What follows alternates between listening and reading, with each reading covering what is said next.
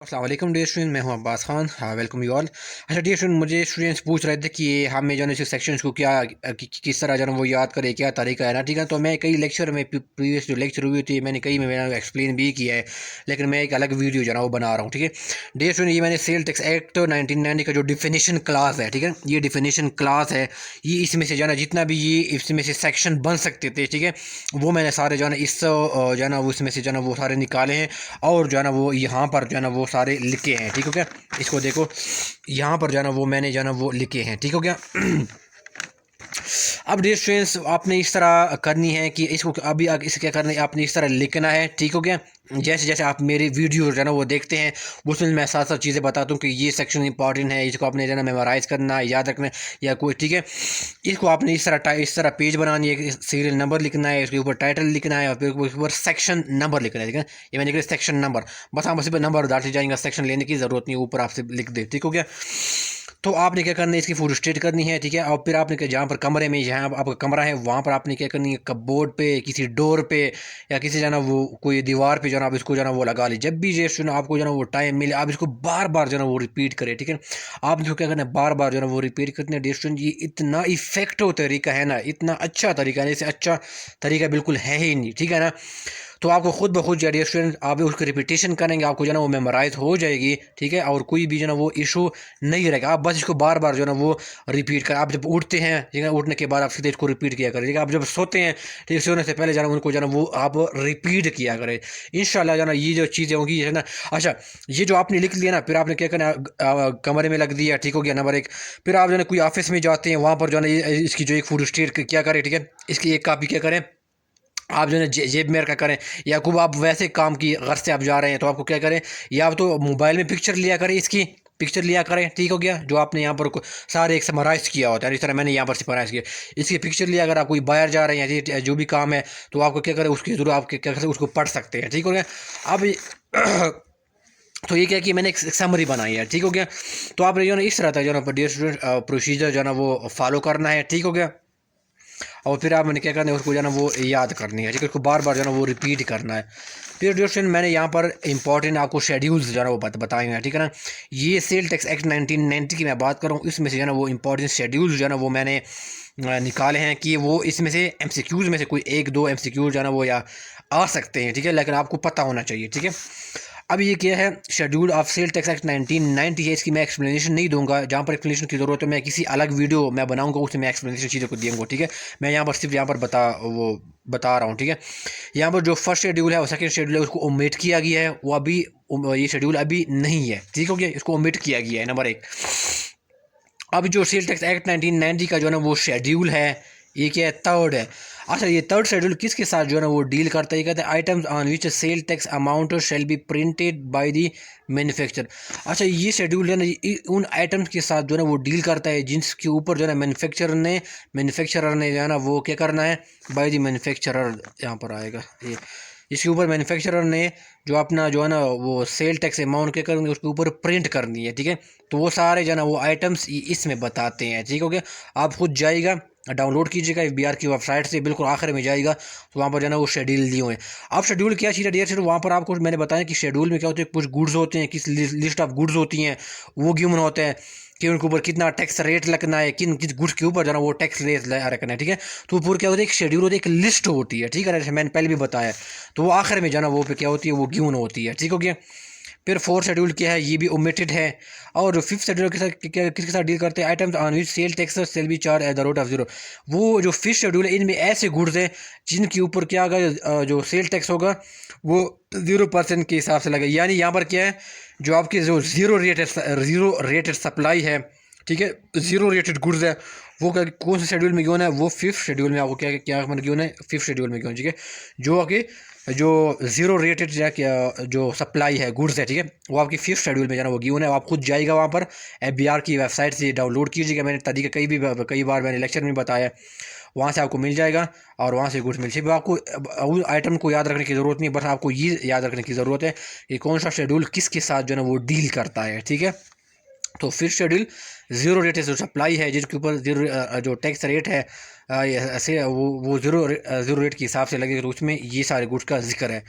फिर fifth schedule आ जाती है item which are exempted from sale tax. जो आइटम जो है ना वो सेल जो गुड्स है प्रोडक्ट्स है जो सेल टैक्स से एग्जेम्प्टेड है उनका मेंशन कहाँ पर जिक्र है, वो सिक्स शेड्यूल में जो क्या है वहाँ पर जिक्र है, ठीक हो गया।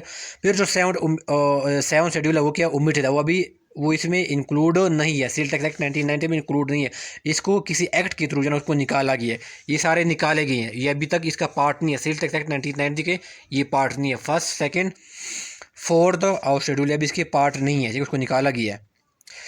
फिर क्या एट है items on which sale tax at to be charge at the rates specified against them, ठीक है। अच्छा डियर स्टूडेंट्स, ये क्या कहते हैं, ये गुड्स के साथ जो है ना वो डील करते हैं कि कौन से गुड्स जो है ना गुड्स जो है ना वो उनके ऊपर स्पेसिफाई कि किस गुड्स के ऊपर कौन सा कितना जो है ना वो टैक्स रेट जो है ना वो लगेगा, वो कहाँ पर गिवन है, वो एट शेड्यूल में जो है ना वो गिवन है। अब जो नाइन्थ शेड्यूल है वो सारे क्या है, वो सारे सर्विसेज सेक्टर के साथ जो है ना वो डील करते हैं, ठीक है। अगर मैं इसको एक अल्फाज में जो है ना मैं इसको समराइज़ करूँ तो क्या है, सर्विसेज सेक्टर में जो है ना वो जो भी ऑपरेट जो कंपनी का करती हैं, ठीक है ना, तो इनके ऊपर जो ना जिस जिस चीज़ के ऊपर जो ना वो आप सर्विसेज प्रोवाइड कर रहे हैं ना, किस चीज़ के ऊपर जो ना वो किस सर्विस के ऊपर कितना जो ना वो टैक्स का रेट लगेगा, ठीक है। तो वो कहाँ पर गिवन है, वो सारे नाइन्थ शेड्यूल में जो ना वो गिवन है, इनके नाम भी गिवन है, ठीक है। और जो एट शेड्यूल में जिस गुड्स के ऊपर कितना टैक्स रेट लगेगा, कौन कौन सी गुड्स होंगे, ठीक है ना, वो सारे कहाँ पर गिवन है, वो एट शेड्यूल में जो ना वो गिवन है, ठीक है। क्या स्टूडेंट्स, अच्छा फिर टेस्ट शेड्यूल जैसे ये मैंने पढ़ाया भी था, ठीक है ना, अगर आपको याद होगा रिकॉल करें पिछले लेक्चर में मैंने पढ़ाया था, किसी एक लेक्चर में मैंने पढ़ाया था कि ये क्या टेंथ शेड्यूल क्या होगा, ये ब्रिक्स और ब्लॉक्स के साथ जो है ना वो डील करता है।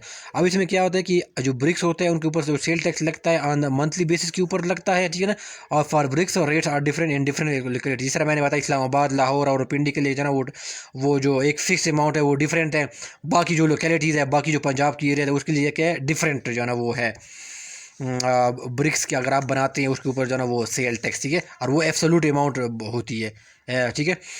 फिर मैंने बताया ऑन ब्लॉक्स होगा, इसके ऊपर जो है ना वो सेल टैक्स किस हिसाब से लगेगा, वो ऑन पर स्क्वायर फीट के हिसाब से लगेगा, पर पीस के हिसाब से लगेगा, वो सारे जितने भी रेट है, ठीक है ना, जितने भी रेट है वो सारे क्या है टेंथ शेड्यूल में जो है ना वो सारे गिवन है, ठीक है। और ये कौन सा क्या टेंथ शेड्यूल किस साथ डील करते हैं, ब्रिक्स और ब्लॉक्स के साथ जो है ना वो डील करते कि इनके ऊपर जो है ना वो कितना सेल टैक्स की अमाउंट जो है ना वो लगेगी, ठीक है। बस इसे आपने ये याद रखना है कि फिलहाल शेड्यूल किस के साथ जो है ना वो डील करता है, बाकी आइटम्स याद रखने की ज़रूरत नहीं है। फिर आ जाती है 11 that it deals with the rate of tax for with holding agents के ऊपर जो है ना वो जो टैक्स लगेगा। अच्छा डियर सुनिए, ये सारा फिनोमिना क्या है, ये सारा कॉन्सेप्ट क्या है, ये मैं आपको अलग जो वीडियो बनाऊंगा, मैं वहाँ पर ये सारा कॉन्सेप्ट जो है डियर सुनिए मैं एग्जांपल के थ्रू जो है वो सारा समझाऊंगा कि ये सारा कॉन्सेप्ट क्या है, ठीक है। मेरा जो क्वेश्चन आंसर का एक वीडियो आएगा मैं इसको बनाऊँगा, जहाँ पर आप स्टूडेंट ने मुझसे क्वेश्चन आंसर पूछे हैं, तो कुछ क्या क्वेश्चन आंसर मैंने वहाँ पर दे दिए हैं कमेंट बॉक्स में, कुछ क्या रहते हैं, ठीक है। मैं अलग सेपरेट वीडियो में बताऊँगा, उसको बताऊँगा, ठीक है। उसमें ये सारी चीज़ें जो है ना वो आपको मैंने नोट डाउन की, वो सारे मैं चीज़ें वो एक वीडियो में आपको एक्सप्लेन करूँगा, ठीक है। फिर 12 शेड्यूल के साथ डील करिए deals with the value addition tax at import, यानी जो इम्पोर्ट रेट पे जो वैल्यू एडिशन टैक्स लगती है, ठीक है ना, तो वो क्या करते हैं, वो शेड्यूल जो 12 शेड्यूल है वो इनके साथ जो है ना वो डील करता है, मुख्तलिफ किस्म की रेट जो है ना वो हम बता रहे हैं, ठीक है क्या। फिर 13 शेड्यूल क्या deals with formula of minimum production of steel products की, ठीक है। तो वो इसके साथ डील करके अगर आप मिनिमम स्टील इतने जो है ना वो आपको लिमिट बताई जाती है ना कि आप इतने जन लिमिट्स की जो है ना वो प्रोडक्शन स्टील की प्रोडक्शन करेंगे, तो फिर आपके ऊपर जो है ना वो क्या लगेगा, सेल टैक्स जो है ना वो लगेगा, ठीक है। तो जो 13 शेड्यूल के साथ डील करता है production minimum production of steel products, ठीक है। बस सिर्फ आपने जो है ना वो मेन इसका टाइटल जो है ना वो याद रखने का, अगर एमसीक्यूज में आ जाए कि 13 शेड्यूल किसके साथ डील करते तो आपको याद होना चाहिए कि ये minimum production of steel product के साथ डील करती है, ठीक हो गया। तो ये इंपॉर्टेंट जो सारे शेड्यूल हैं ये सारे मैंने जो है ना आप सारे यहाँ पर जो है ना वो आपको दे दिए हैं, ठीक है। अगर आप देखें ये सारे जो है ना एक से लेकर जो है ना ये first second third fourth fifth ये सारे 9 से लेकर टोटल कितने हैं 13 है, लेकिन इसमें से ओमिट कितने किए गए हैं, अभी क्या करो, ये वाला ओमिट है, ये वाला ओमिट है, ठीक है ना, ये नहीं है, ये वाला भी ओमिट है, ये 3 हो गए, ये 7 ओमिट है, ये 4 हो गए, तो 13 में से जो है ना वो सारे क्या है 13 में से जो है ना वो 4 निकल टोटल कितने बच जाते हैं 9 शेड्यूल जो है ना वो पीछे बच जाते हैं, ठीक है। पीछे कितने रह जाते हैं 9 शेड्यूल क्या होते हैं वो बच जाते हैं।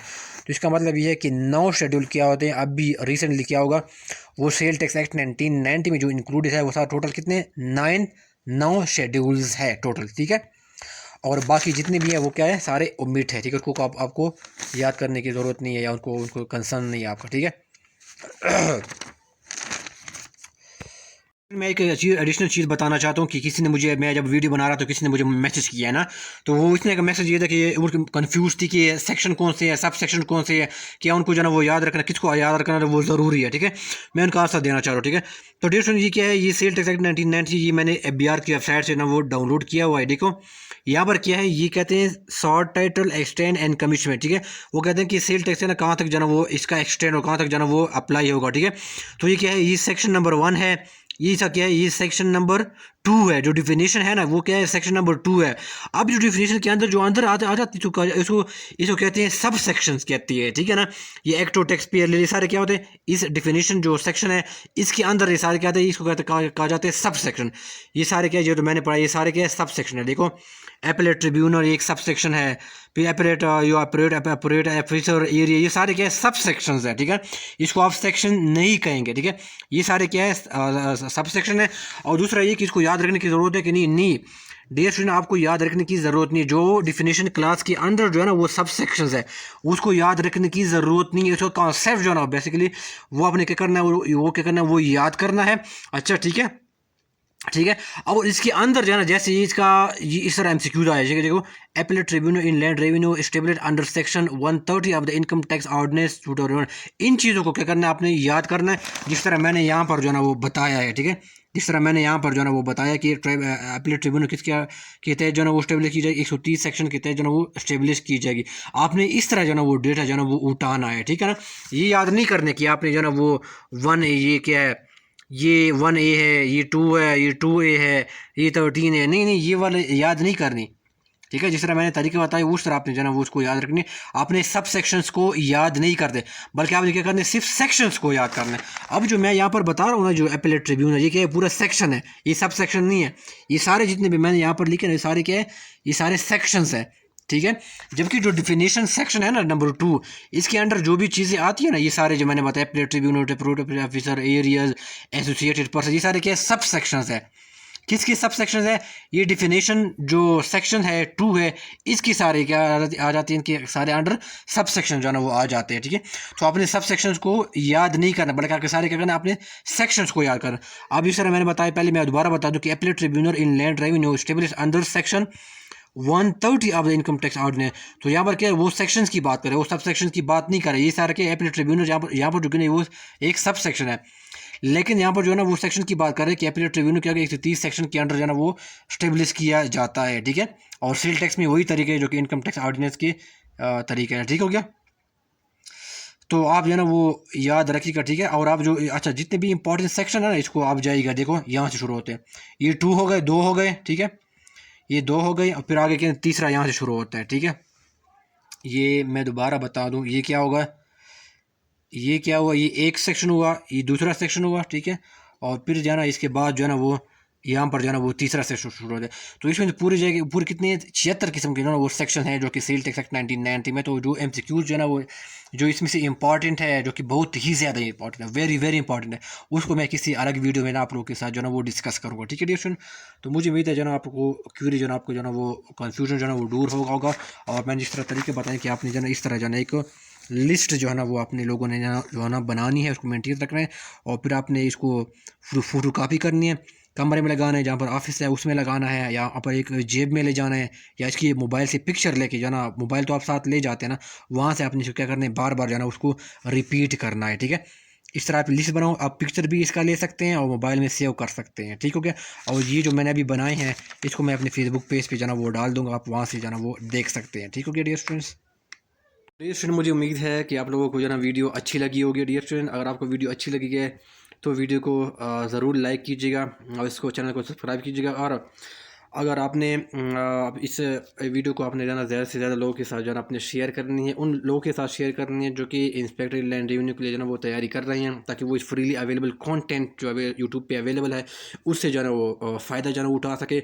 और आपके कमेंट बॉक्स में जो है ना आपने ज़रूर अपने राय का इजहार करना है कि आपको जो है ना वीडियो कैसी लगी। और इसके अलावा कोई क्वेश्चन है, रिलेटेड टॉपिक से रिलेटेड, तो आप ज़रूर जो है आप कमेंट बॉक्स में जो है पूछिएगा, मैं इसका जो है आंसर दूंगा।